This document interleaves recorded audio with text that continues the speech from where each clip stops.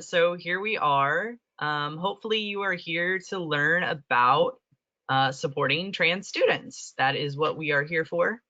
Um, and why did my thing go away? Okay, cool. So, Dawn, if you want to go ahead and introduce yourself. Sure, sure. For those who don't know me, my name is Dawn J. Wilson. My pronouns are she and her. And I serve on the Louisville Metro Human Relations Commission as an advocacy board commissioner and education chair. I did 10 years and they brought me back as a chair again. So that's a lot of fun. I'm also a member of Diversity, Equity, Inclusion, and Belonging for U.S. Fencing. I'm a nationally ranked fencer in women's saber. I also am a fencing coach. And, we working right now, being a national governing body, we're working on a trans athlete policy as well as other Olympic level sports. Pleasure being here with you. Sorry you can't see me. Yep. So my name is Oliver. I use they, them pronouns. I am the trans health director for the Kentucky Health Justice Network, where I provide direct services and community education for trans Kentuckians accessing healthcare. So I wanted to start us off. Oh, wait. I wanted to start us off by saying what we're going to talk about. So first off, we're going to talk about why this is important, talk a little bit about the unique position that teachers are in to make change in the lives of trans students. We're going to go over some terminology and generally like just trans 101. We're going to talk about pronouns. We're going to talk about transition. We're going to talk about unconscious bias. We're going to talk about how to support trans students with name use, pronoun use. We're going to talk about bathroom and locker use. We're going to talk about students' rights. We're going to talk about privacy. We're going to talk about talking to unsupportive families, the importance of being proactive and advocating for better policies for trans students on an administrative level. So we're going to go ahead and dive right in here. Why is this important? I feel like a lot of you all probably have already gotten a little bit of that, or you wouldn't be here to begin with. But we know from a national survey by GLSEN that 75% of trans youth feel unsafe at school. And even those who are able to go to school while feeling unsafe have significantly lower GPAs, are more likely to miss school out of concern for their safety, and are less likely to plan on continuing their education. We also know that trans individuals face a much higher suicide risk compared to the general population. It's about 41% of trans folks have attempted suicide compared to 1.6% of the general population. Teachers are in a uniquely powerful position to counteract these effects. A lot of times, you're spending 8 hours a day with these kids that can have a tremendous impact on not just, how their day is going, but, how they feel about themselves, how they feel about learning, how much they enjoy being in school. And you can also have a profound impact on their home life as experts who are experts on sometimes considered experts on like childhood development, and teachers are, or not teachers, sorry, parents are a little more likely to listen to you than they would, someone on the street, or I guess someone on TV. So that's a super powerful position to be in. Don's going to talk about why trans students are a gift. Oh yeah, definitely they are a gift. I mean, trans students see the world through a unique the lens of a unique set of eyes immersed with different perspectives. I mean, one of the things you have to remember when a child transitions, everyone around them goes through that transition as well. It can be positive or negative given how some families cooperate or work with each other. And it could be a very important thing for the student. Also, it's important for you as a teacher to educate yourselves about transness as it relates to different cultures throughout history. Remember, the culture we're in now is not the same as you would see in Europe or in Asia or in some Arab countries. Uh, Also, you have to understand, as Oliver pointed out before, you're privileged. You have these kids for the bulk of a day, teaching them, setting the example, showing them, and you have the chance of helping them figure out what they have to offer to this world, regardless of where they are. You also have an opportunity to aid your students in breaking through those glass ceilings of stigma, especially transphobia, and help them to succeed and thrive throughout their educational endeavors. There are a lot of successful trans people out there. Some of them are doctors, some of them are lawyers, some of them are computer programmers. If you've ever heard of Monica Roberts, she actually graduated from the University of Houston with an accounting degree, and yet she turned into one of the most prolific journalists that I ever seen. I count her as one of my sisters since she lived with me for a long time. But I can tell you, I know a lot of people who are successful and can continue to be a role model. So the next thing we have here is basic concepts. Um, so it's pretty easy. Um, Sex assigned at birth. Basically, if you were born a boy, then that's what's on your birth certificate. That's the sex you were given at birth. Okay. Um, that is totally different from sexual orientation. And the best way to think about it is what you were assigned at birth is what somebody's seen with genitalia, but in your mind, you know that you are different and you identify as female or male. When you get to sexual orientation, that is mostly given to what you're attracted to, right? So there are such things as people who are attracted to the opposite sex or they're attracted to the same sex. This is actually something you see if you go to zoology class, they'll tell you this. So orientation has nothing to do with what somebody thinks in their head, okay? So it is separate. Gender identity is the same thing. You identify as female, then you are female. It doesn't mean that you have an orientation for one or the other, or maybe neither. It's totally different that way. If you identify as female, you're female. If you identify as male, you're male. If you identify as neither, hey, you're neither, you know? Gender expression. The best way to look at gender expression is basically is how they express their gender. Okay, some people are more feminine than others, and still could be male. Some people can be female and be a little bit more hard edge and strident, and express themselves in a way like plaid t-shirts, what have you, combat boots. That's expression of where they see their gender at, and we need to keep that in mind. The easiest thing here, we gave you the gender unicorn, and it gives you an idea of what that is. And so if you look at that, you have the expression, you have the assigned at birth, you have the physical attracted to, and the emotionally attracted to, and that actually should give you a good idea. I wanted to highlight also, this is something you can have your students do. You can print off, like I just clicked this link. People can put, okay, let's identify my like gender identity here. I can put in my pronouns here. I can put my like sex assigned at birth here. And people can like print that off, or you can go do that for yourself and kind of like, I don't know, give yourself a chance to think critically about like who you're emotionally attracted to, who you're physically attracted to, and what your gender expression looks like.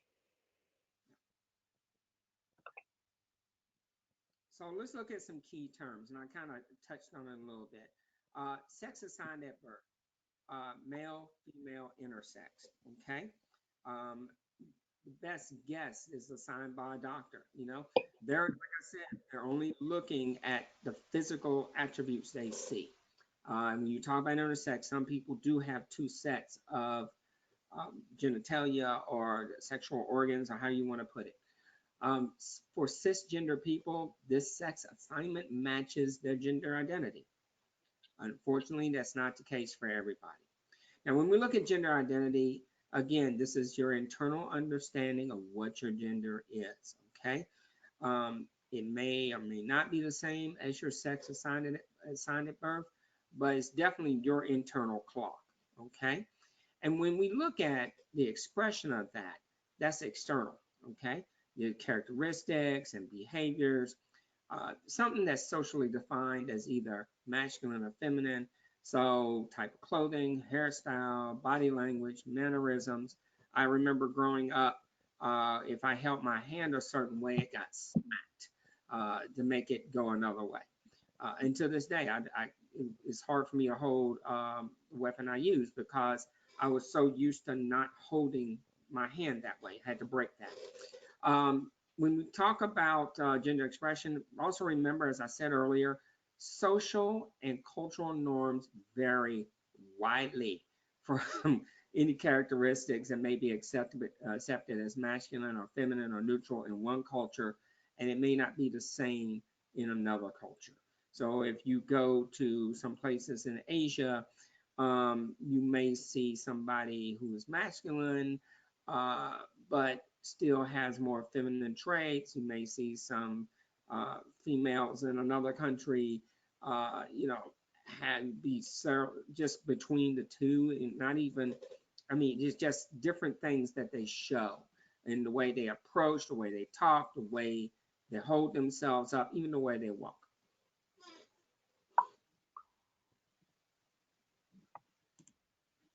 Okay. Oh, skipped a slide. Sorry. There you go. Right. So on the other key terms, cisgender, what do we mean by that? That's a term that's used by some to talk about people who still identify with the gender they were assigned at birth. Okay, so cis is a Latin prefix, means on the same side as. So therefore, it's the antonym of trans. Trans is a cross, and cis is same side.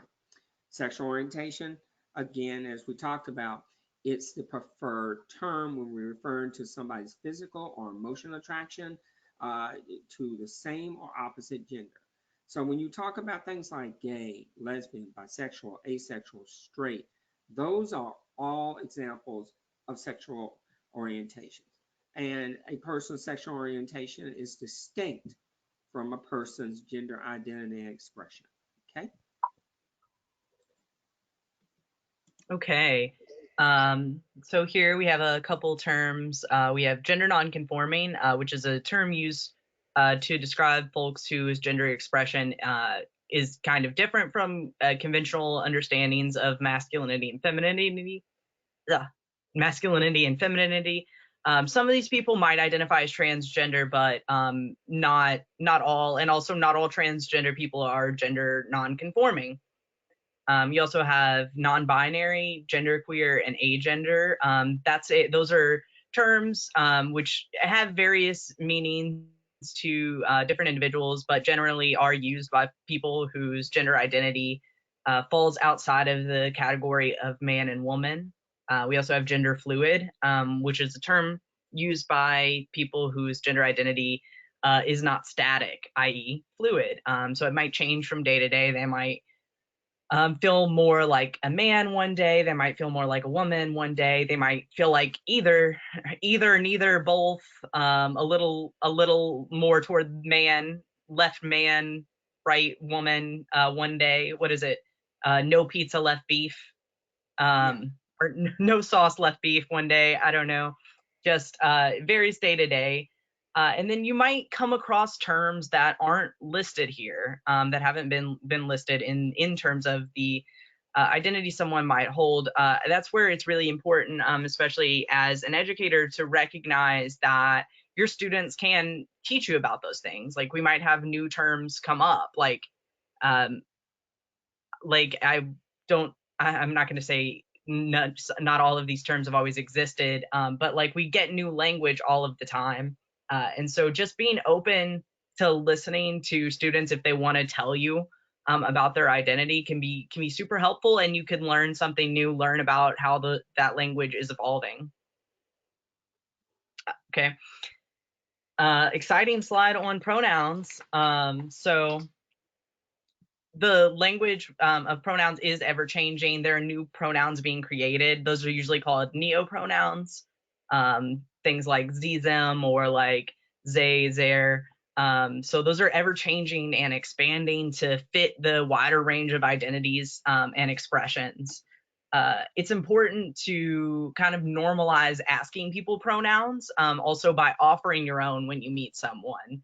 So when I introduce myself, like if I am tabling at an event, I'll be like, "Yeah, I'm Oliver. I use they them pronouns." And what that does is that gives the other person an opportunity to also share their pronouns. So whereas you might not feel like you need to share your pronouns for someone to get them correct, other people might not have that luxury. Like a lot of people might not just assume that I use they them pronouns when they meet me. So if you meet me and if you give me your pronouns, you're giving me a chance to also share with you mine, and giving yourself an opportunity to gender me correctly then. So also, normalize the offering of pronouns by making sure that you're also asking them of your cis students. That can become very problematic very fast if you are, singling out trans students to ask their pronouns specifically. One, because you don't know which of your students are trans just by looking at them. And also because that singles them out as well to their classmates, which could make them subject to bullying or harassment. We'll talk about this a little later on the privacy slide a little more, but for a classroom, one good way you can do this is asking for names and pronouns at the beginning of the year. You can even do this like with a little piece of paper, like give everyone a sheet to put which name they want you to call them and their pronouns, so that people aren't having to like publicly like announce that to the class, because that can be kind of nerve wracking, especially for like trans youth. And most importantly, it seems like you shouldn't have to say this, but use the correct pronouns for your students. Using correct pronouns shows your students that you see them as they are and that you respect them. Additionally, using incorrect pronouns can out your students and put them in a really dangerous position. Um, and also, if you do make a mistake, if you use the wrong pronouns for one of your students, it's important not to dwell on the issue. If you slip up, just correct yourself and move on. Like if someone used she her pronouns for me, they could just be like, "Oh, they," and then just keep going on with their conversation. Because if you make a big deal out of it, what you can kind of make the student feel guilty. You can also make them feel uncomfortable. Also, once again, you can be putting them in a dangerous position by like outing them and making a big deal out of their identity. So let's talk about transition. I know a lot of you are probably trying to, with all the current news that's out there right now, you're probably trying to figure out what does this mean. Well, transition is basically a process, right? Transition. You're moving across something basically. It's a process that some transgender people go through to begin living as the gender that which they identify with, rather than the sex that is assigned to them at birth, right? So this can include social, legal, non-medical, physical aspects, and also medical aspects like hormone therapy or gender affirming surgery. Can't talk today. But when you talk about young children that have not gone through puberty, there's an option of them using puberty blockers delay the undesired and irreversible effects of puberty. And recently, it just was announced that one a pharmaceutical company, has discontinued one of these blockers. So, as a teacher, you may run into this if somebody says, "I'm off my medications." It may not be a mental medication, it may be this type of medication, just to give you a heads up. Now, not all trans people can or will take steps towards surgery or medical transition. One, is expensive, and two, it may not be something they want to go through, given they might have some type of reaction to the medications they would have to take, or that their transgender identity is not dependent upon medical procedures. And that's something you need to keep in mind. Um, the other thing we want to understand too is when you look at when you start talking about transition, you're talking about a wholesale cell change because everybody, once it starts, everybody in that family, everybody in that circle, everybody there is affected. And so that means, you're going to make mistakes with pronouns. You're going to make mistakes with addressing people. But if, you know, Jesse was great as a person in your class, then Jane is the same person now, but it's just a change. You treat them the same way you would treat them before the transition. Hopefully, that's a positive thing and not a negative. Okay. Um, I'm going to go to next slide here. Um, am I subconsciously transphobic? Now here's a question. Um, ask yourself this question. Do you feel uncomfortable around trans people that do not pass as cisgender? In other words, when we talk about passing, this is something that happens in every culture. I mean, we usually hear the term passing in terms of African American, Asian, or American Indian. In other words, they are assuming an identity that is more acceptable to society. And if somebody doesn't want to do that, does that make you feel uncomfortable? So that's one of the things. If you have that issue, then you might have a problem with a trans person. Um, do you assume that the person you're speaking to is cisgender? Okay. And when you find the opposite, does it make you feel awkward or strange or something like that? You know, do you laugh at jokes that basically the humor depends on stereotypes? And definitely it'd be negative when you talk about trans people, i.e., Dave Chappelle. That's one of the big things that's going on there. And the way I approach that when somebody says, I don't know, I don't understand, is that if you laughed at that, let me ask yourself the question. Do you laugh at jokes about somebody's religion? Do you laugh at jokes about somebody's uh, driving of cars? I mean, we've heard a few jokes about people of a certain um, cultural aspect, the way they drive cars, and everybody got a big laugh out of that. Unfortunately, that's not funny. That's a stereotype, and it's not true. Okay. I don't think if you follow Formula One, you wouldn't say that to Ocon or anybody else, especially given his background, when he is driving very fast and very clean and very on target. You don't make that joke about somebody of Asian descent. You shouldn't make it about trans people at all. And I know it's kind of divulged, but when humor is involved, where somebody is making jokes about somebody else, that's called punching down, and that's something you want to avoid. Do you support organizations that lobby against transgender civil rights? That's a red flag. If you're giving money to somebody to hurt somebody else, then you got an issue. Okay. And are you consciously aware of the groups that you're generalizing in conversation? For example, when you say women, do you really only mean cisgender women? Okay.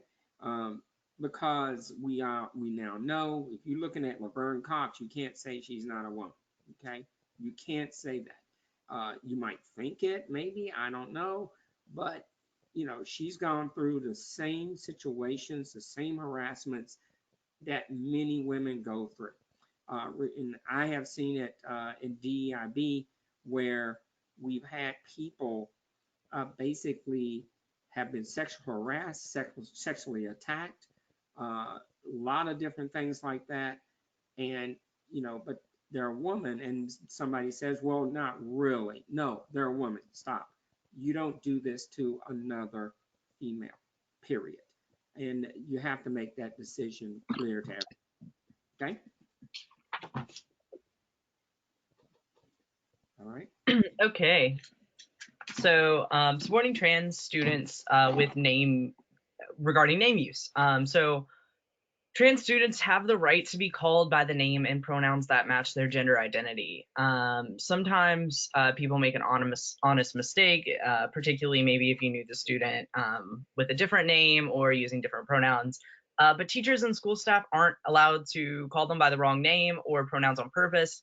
that does qualify as harassment under Title IX. Just a heads up. So also, the beginning of the year is a great chance to check in with students in case that name that they use isn't the one on your roster.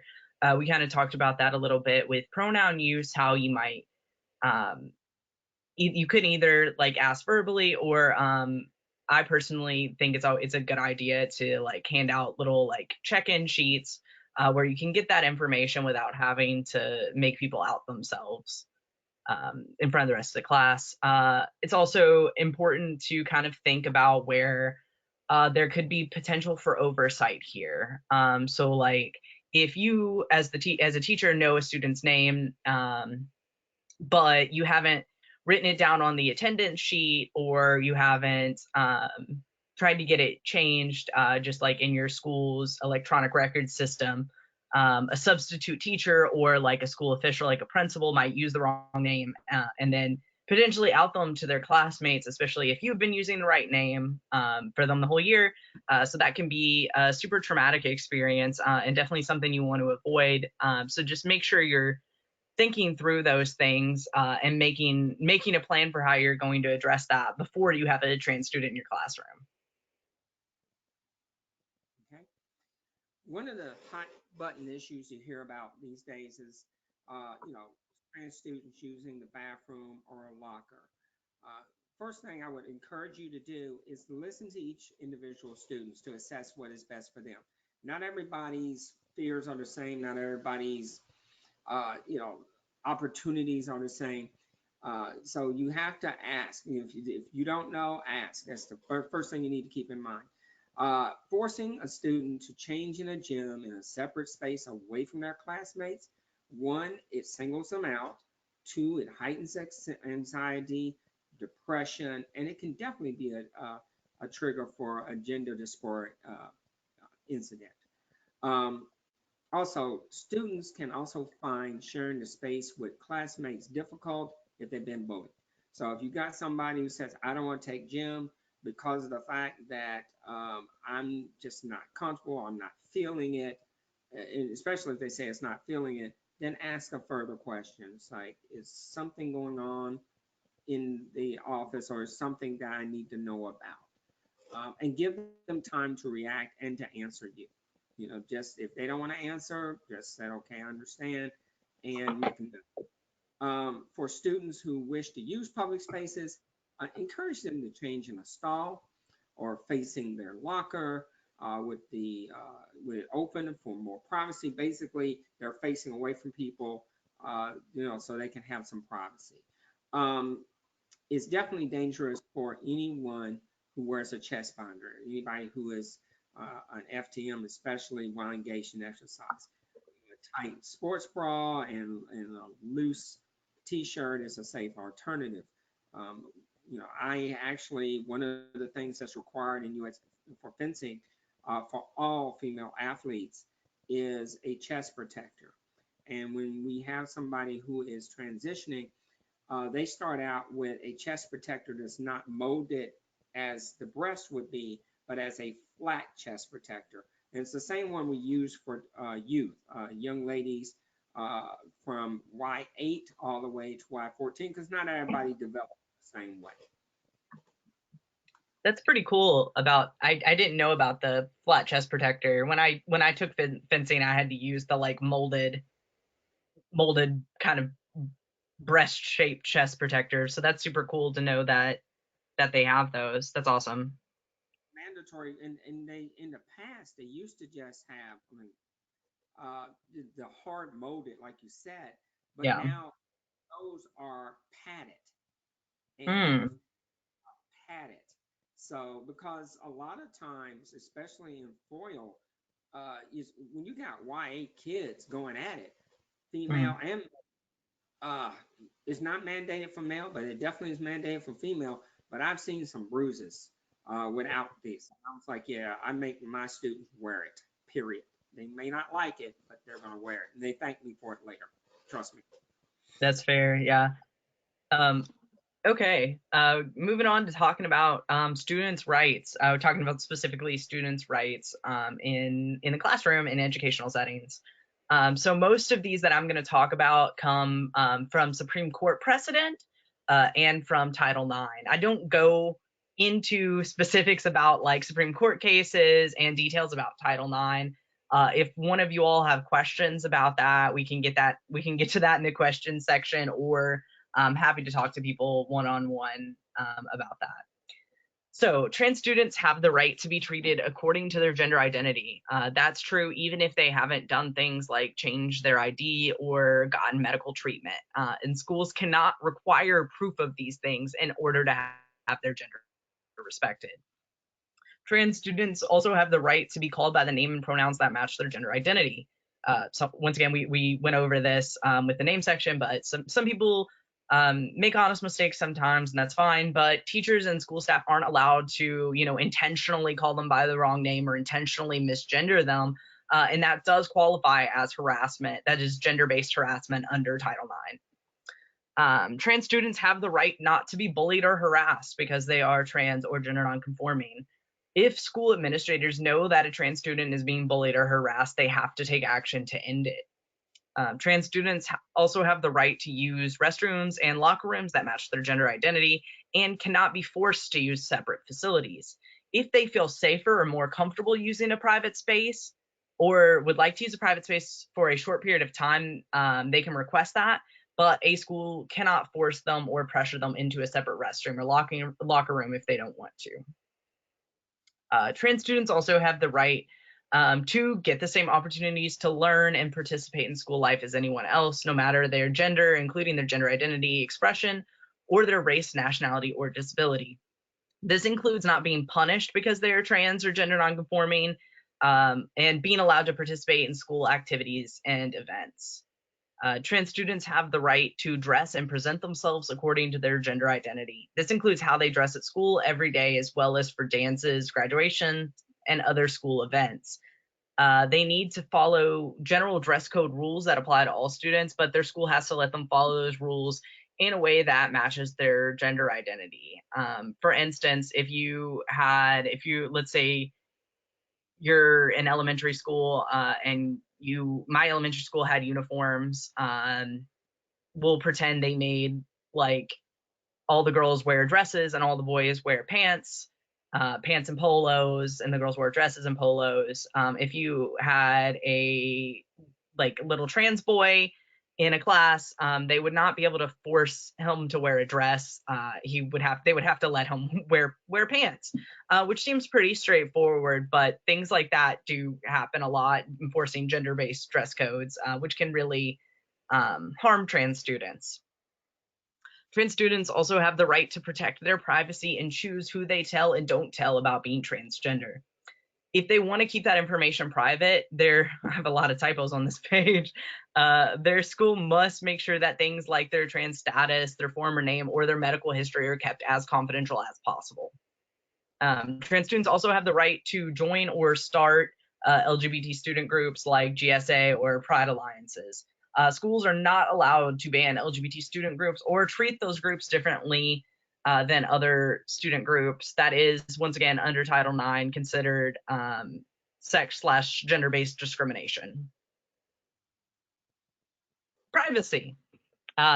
So once again, we kind of addressed this a little with name and pronoun use, but privacy is super important when you have trans students in your class. So being sure that if a student has trusted you with information about themselves, that you're honoring that trust in the best way you can. One of the most important ways you can do this is by being specific about what you can share and how to address the students to others. So how to refer to the student when communicating with the student's parents or caregivers, both in writing and verbally, how to refer to the student when communicating with other siblings. So for those two things, what I'm talking about really there is, maybe you might have a trans student who has trusted you enough to come out to you, but they might not feel comfortable coming out to their parents. They might not feel comfortable coming out to their siblings.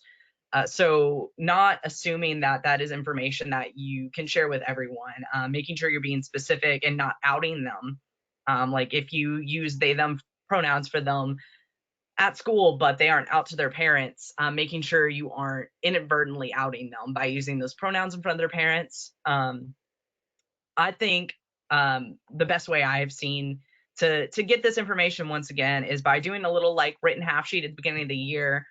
You can kind of do that like an icebreaker activity. You can put other questions on there as well, like learn their favorite colors or like their favorite sport. But in that, you can also say like, okay, what are your pronouns? Can I use those pronouns with your parents? Can I use those pronouns with other teachers at the school? And can I use those pronouns like with your like classmates? If not, which pronoun should I use in those situations, so that you're not putting that student at risk, and once again that you're honoring that trust that they've put in you. Again, there, what information you can share with the students, other teachers, and adults on campus. You might have a student who, if you are like, I'm assuming everyone here might be, um, you're a teacher who is a trusted adult. They might want you to help them kind of navigate that situation with other teachers on campus, other teachers they're interacting with. So being specific about what information you can share, if that's wanted or if that's something they want to deal with themselves. And then how to address questions from peers. So if they are out at school, if their classmates know they're trans, or like specifically if they are, transitioning at school, if they're doing medical transition, um, how do they want you to address questions from their peers? Like if other classmates are asking questions, do they want you to answer them, or kind of just like brush it off and move on? Because those can get kind of hairy, honestly. And as a teacher, you might also not know how to answer those questions. That's a good time to either reach out to me or Dawn for support on how to answer those questions, or kind of the resources we have at the end of the slideshow here might also help you out with that. But making sure that you're honoring the student's request with how to answer those questions is the most important thing. So this is the question that I had gotten the most when I kind of asked through our Facebook page, like what people, what educators wanted to know more about, in terms of supporting their trans students. And the thing I heard the most was, how to talk to parents who might not be supportive or might not um, even understand their child's trans identity. So we already know that schools can play a critical role in alleviating distress that can come from family rejection. But what more can you all do to support students with unsupportive families? And one of the main things is the fact that you are seen as neutral professionals in general, that can help in assessing a child's needs and recommending a course of action. Um, and recognizing that negative reactions from families can come from a misguided attempt at protection or fear for the child's future. In cases like that, learning that like the parents, you helping the parents learn that trans youth experience these behaviors as rejection, and that these behaviors have serious consequences for their children, can help families change their behavior. If there's, especially if they're coming um, from a place of like fear for their child or wanting to protect their child, learning that that fear that they are having is actually the thing that is causing harm, can often just be enough to change those behaviors. Another key in helping families move to be more supportive is listening to their concerns and calmly educating them on the harm that is caused by family rejection. And if you all want specific resources on what that looks like, we have research that shows the differing like suicide rates and the differing like mental health issues that come when a trans youth is supported at home versus not supported at home, and it makes an absolute world of difference. So knowing those things, even if a family doesn't quite understand trans identity, knowing that they are putting their child at risk by being unsupportive is enough to maybe make them reconsider those behaviors. Also, as an educator, making note of if a student is being able to transition has improved their school performance, or if being prevented from transitioning has had a negative impact on their school performance. So like seeing if a child's come out and their parents are being super resistant, and making them, not maybe do social transition, telling them they're not allowed to use different pronouns, they're not allowed to change their name. If that's having a negative impact on their schoolwork, being able to note that, for parents, and even if the parents are still standing by that, kind of pointing out, okay, like what's if they're suffering from this now, you might be afraid of their future if they are trans, but what's the worst if they're suffering right now? What's the worst that can happen from trying what they're telling you will help? Yeah. If they're already suffering, the worst thing that could happen is it doesn't get better. But best case scenario, they're right about what they need, and they can start performing well at school. They can live happy, fulfilled lives, and maintain a relationship with their family. Also, prioritizing having a collaborative working relationship, centered around both wanting the best outcomes for the student. That's something we talk a lot about just in conflict resolution in general. That's something I have to do with doctors a lot when I am going with trans patients, to their medical appointments, is, if a doctor doesn't understand trans identity, just focusing. Me and the doctor are both there because we share the same goal of helping this patient access care. We want this patient to get the best care possible and be able to come back again. So how can we do that? You, as an educator and a parent, are both focused on making sure that this child gets a quality education and that they are having a good quality of life. So seeing that you're on the same team and share the same intentions, and figuring out how you can, address the issues that this child's going through together. Hey, um, Robert, yep. before you next screen, I want to interject two things here. In Yeah. Jefferson, and I don't know if you're in Fayette County, if they had this or not, but JCPS and the Louisville Metro Human Relations Commission work together on a pamphlet that they provide to parents, Hmm. and you can find it online under Jefferson County Public Schools supporting your LGBTQ child, and it gives some not only resources for the families, but it also gives a terms of what's going on. And then it has a piece in here that says, why does family acceptance or rejection matters? And it breaks it down completely. It talks about common misconceptions, talks about supportive actions, that you can take. If you have a parent that is recalcitrant or doesn't want to talk about that or doesn't want to deal with that, uh, that's one thing. But you can hand them this, and they can either look at it or throw it in the trash. Know what? But at least you did something. Okay. The other part of it is in Jefferson County Public Schools, they have the policy in place about gender identity and gender awareness, all of that. But they also do trainings. And what if you don't have a training in your school system, you should ask for one.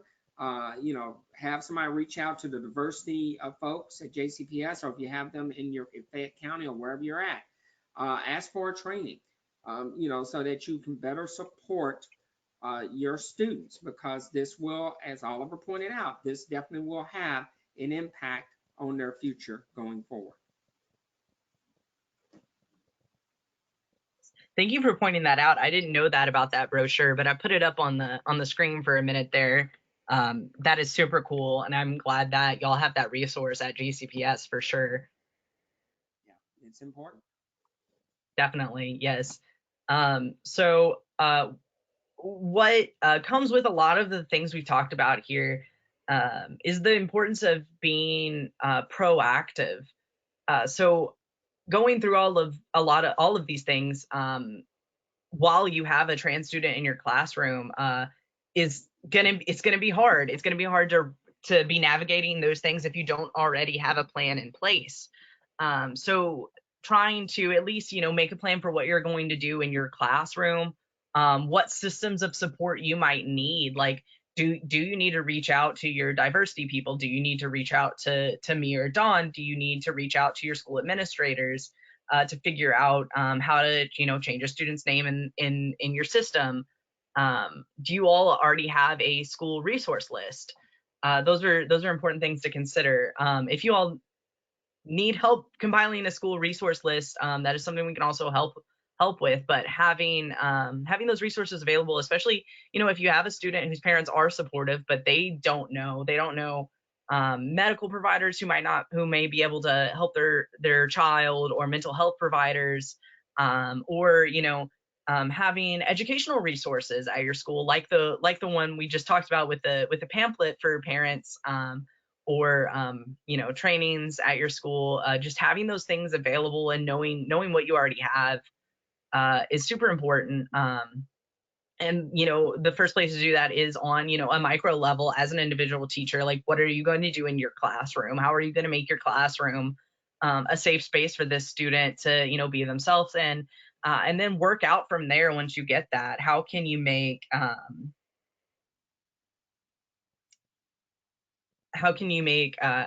your school a safer place for the student overall? How can you make their other teachers' classrooms a safer space for them? And how can you make the entire school system? Because especially if you're teaching elementary school or middle school, they're not going to be with you through the rest of their public education. Or not even public education, the rest of their K through 12 education. How can you make sure that wherever they go, they are still going to be treated with respect? Oliver, let me interject in here one thing too before we go to questions. Sure. And directly at all of our teachers on here, find out from your administration how they handle when somebody graduates, what name is shown on the records. And here's why this is important. Some years ago, before this policy changed in 2015, Jefferson County Public Schools would not change a name on the record. Okay, so your diploma would say the name, and if you got married, you couldn't change it, or if you transition, you couldn't change it, and records couldn't be changed. And you're probably saying, well, why does this make a difference? Well, we had a situation where somebody was trying to get a promotion at work, and they had to have their high school transcript sent. Okay, and it had the wrong name on it. Okay, this person had transitioned from female to male, and it still had the female name on it. And given in this real ID society, it raised a red flag, and they lost that opportunity. When they reached out to me at the commission, I didn't know why that happened. I called the diversity person at JCPS. They didn't know. And after some investigation, we all found out to our horror that it was not only just affecting, trans folk, but it was also affecting cisgender folk. And it had caused a lot of problems over many, many years. So that is something you might want to look into. Ask your principal, ask your school board member, what is the policy? Because if somebody's going to college and it's the wrong information on there, it will flag them, and it will be horrible for them trying to get into school. Yeah, thank you for pointing that out. I'm so glad that they have had that policy change, and I would definitely be interested. I'm going to myself try to look into some of the other counties in Kentucky, and see what their policies are there, because that would obviously create a lot of issues. Also, before we go on to question, oh, sorry. I'm sorry, I didn't mean to. It's cost kids scholarships. I know that for a fact. Yeah, no, I can imagine, and that is awful. That is the opposite of what you want to be doing as educators and as an educational system, is costing kids opportunities. So yeah, definitely something to look into. Just be curious about what your school and your district's policies are regarding like trans students, because I guarantee you there are some spaces for improvement. So, kind of look for those and, reach out for support when you need it. Um, I also wanted to highlight, I forgot this until just now, but on my organization's website, we have a little like recommended reading list for books for, children and for teens. And then also, for cis people who want to learn more about trans identity, but particularly highlighting books for teens and for children about being trans, about exploring transness, about I guess Worm Loves Worm is more so about being gay, but it's also a good book, real cute book if you teach kids. But I just wanted to highlight that we have that on our website, so that can be helpful. And we are moving on to now to questions. So there should be a space in the there should be a place in the chat box that you can put your questions. Oh, and we already have one. Great. Okay. I have a student who wants to use different names in class day to day. I'm open to giving them the space to explore, but I'm not sure of the logistics with turning in assignments, classmates, and remembering the name that they're using that day. Any tips? Wow. Um, and that question is from Val. Okay. So my thought there, well, one of my thoughts there is this the student you have all day? Like, are you like an elementary school teacher, or are you a high school teacher, like where you only have the student for one class every day or every other day? Because I think that does make a difference in how you're addressing that. If it is either, I mean, I guess either way, my thought would be to try to decide on a name, like, or a last name that they put on their assignments. So you're not having to worry if they're using like a different name day to day when you're looking at like grading assignments and matching that up with like what you're putting in the grade book. And then just, asking them, if you're open to, using the name that they're if they're using a different name every day, just asking them what name they're using at the beginning of the class. But I would go like by their last name for assignments, if that makes sense. Dawn, do you have any other insight on that? Yeah, I would say first thing again, ask them why. Say, I love it that you're creative and you're out with this, but why is this? Why are you changing it? Are you trying to figure out what name works for your identity? Mhm. Just help me here. Because even changing, if they're changing it on a school assignment, that's one thing.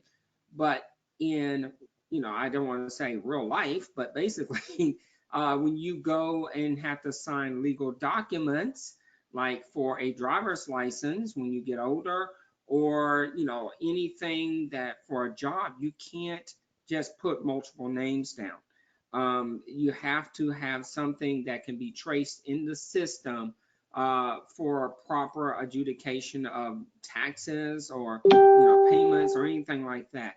I know I have a really good friend. She changed her name, and it was one of those situations that it was, oh, how what was it? It was Carmen, Alexandra, uh, good grief, Esmeralda, and the last name was Dreyer. And it was one day it was Carmen, one day it was Esmeralda, one day it was Essie, one day, and you didn't know which way it went. Uh, but that was all in her name. But the problem was nobody knew what to call her. And that became a bit of a sticking point. So when you talk to the student, explain to them that it can cause more confusion and it could cause tests to be lost or things to be lost that they need. And that's a good way to explain it to them. And they'll tell you. They'll tell you. And you might learn that the story behind it is a little bit more interesting than you probably really wanted to know. That's fair. Feel free to write in, Val, if that answers your question or if you have any follow-ups. We have another question that I definitely can't answer, but either maybe you, Dawn, can, or one of the teachers who's here. Can you tell me if the trans teachers in your state can put a preferred name in like Power School or Canvas? Here in North Carolina, students can, but teachers cannot. I'm a trans teacher, and it's a huge issue with my students. I do believe that it's, from what I've observed, they are able to do it, but you have to have, there has to be some type of documentation put in for that. Mm, That's county. Now, in our state, remember, Jefferson County and Fayette County are kind of like canaries in the coal mine, basically. The policies are a little different, but they are the same. They protect students so they can put in the preferred name. Um, but in some other areas of our state, that is a no-go, period. End of discussion. yeah, Kentucky's kind of weird. Things they vary very greatly from county to county, and school system to school system. So that makes it hard, especially I don't especially for students. I know I've had trans youth that I've worked with who have ended up moving out of Jefferson County. And that's been like a huge adjustment because there's not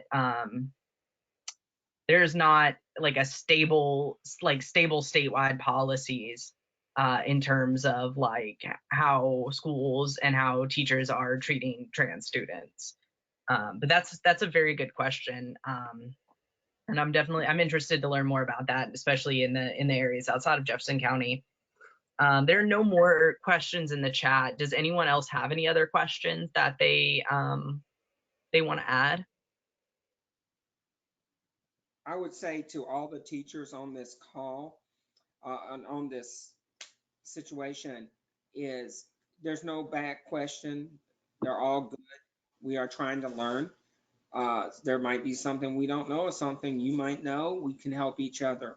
Um, but definitely, keep in contact. Um, Hopefully that what we said here tonight made sense. If you already knew it, great. If you didn't know it, great. It's just going to be more information to put in your file to help someone else. And that child you may help may go on to probably find the next great vaccine. You never know. Yep. No, absolutely. Um, Someone drops a suggestion in the chat to add to our book list, and I wanted to share that with the other educators on the call. It's called George by Alex Gino. Um, they said it's a wonderful book, so I wrote that down. I'm gonna look at it, but something else for y'all to check out. Then I'm going to put our contacts here up on the screen.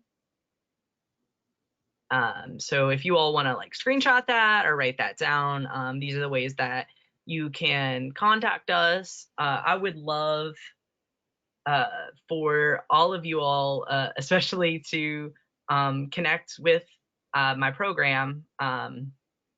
It's a trans health advocacy program, and because we do often help trans youth, we do transition mapping with trans youth to help them kind of figure out what their transition goals are, and what they can do. Like, maybe they are too young to start hormones, and that feels distressing to them. But like, what can they do in the meantime to help them feel affirmed in their identity? Those are the kind of things that we can help with. So be sure to get both of our contacts down. Oh, Val has added that book isn't called George anymore. I would love what the book is called. So feel free to drop that in the chat, Val. And what age students is it helpful for us to introduce our pronouns to invite theirs? That's a really good question. I think any age is appropriate to introduce your pronouns. I think how you do it depends on their age, definitely. Like if you're, oh, the author just changed the name because it dead names the protagonist. I'm very excited. It's a good book. Okay, thank you, Val. But I think, in my opinion, it just changes like how you do it. Like if you're talking to like little kids, you might have to introduce the concept of pronouns. You might be like, okay, I'm a girl, like say like how it relates to your gender yourself. Like, okay, like if I was doing it myself, I'd be like, I'm not a boy or a girl. So I like it best when people don't use she pronouns or he pronouns for me. I like when people are talking about me that they just say they. Um, or like, you know, if I did use he pronouns, it'd be like I I might say that I am a boy, and so it makes me feel best when people refer to me using he pronouns, and I might, you know, use an example. That's something that can even be like a grammatical kind of, and that's something a grammatical kind of teaching moment, is, you know, teaching kids about pronouns there, like um when you look at someone and you have to refer to them not using their name because you don't know their name, like how do you refer to them? Like he over there, you know. That's what they said. So just kind of illustrating like what that means and where you might use those. If you're talking to smaller kids, with bigger kids, especially with middle and high schoolers at this point, pronoun use, especially in online spaces, is so normalized that it is not something you have to explain as much. At least in my experience, like talking to like cis or trans youth. But yeah, that is something you have to deal with when you're working with elementary school students. But I've talked to a lot of little kids who get my pronouns right much better than adults do. And I'm happy to talk through that one on one. If any of you all want to like email me, we can definitely talk back and forth because I do think it how you're talking about that depends on the age of who you're working with. Dawn, do you have any other insight on that? You know, it's because I teach at the elementary school level as well as the middle school and high school in terms of fencing and with the kids I have. And I think the best way to start that conversation is what I do. My name is Coach Wilson. My pronouns are her and hers. You can throw she in there if you wish. Not a problem. Okay. If you can't remember that, just go by Coach, Miss Wilson, or Wilson. I'm good with it. Okay. And literally, I have never had a kid mess that up, especially elementary kid, because when you give them the opportunity to do that, you know, you introduce yourself, then they know it's okay for them to introduce themselves. Okay. And it's a positive feeling. Trust me. Yeah, no, I absolutely agree. Yeah, no, okay. Working with kindergarten through eighth grade, yeah, that is a wide range. But yeah, modeling is super helpful. I found honestly, kids are kind of kids. I love talking to kids about pronouns and about like being trans because they get super excited. They get super excited to know that there are like options and that there's like a wide variety of people in the world. Because you know they're still in a place of like wonder and exploration. And so they're excited to learn new things. I mean, I'm about to cry. I am uh I don't know. Kids are cool. Kids are real cool with transness. And so they're a lot more receptive than you might expect to, you know, learning new concepts like that. Okay. I don't see any other questions in the chat. We have our contacts up. I hope that everyone has written them down. I'm going to give you 10 more seconds in case anyone has lingering questions. If not, you can definitely feel free to contact us. We both want um, want to help you create good supportive classrooms for your students. And so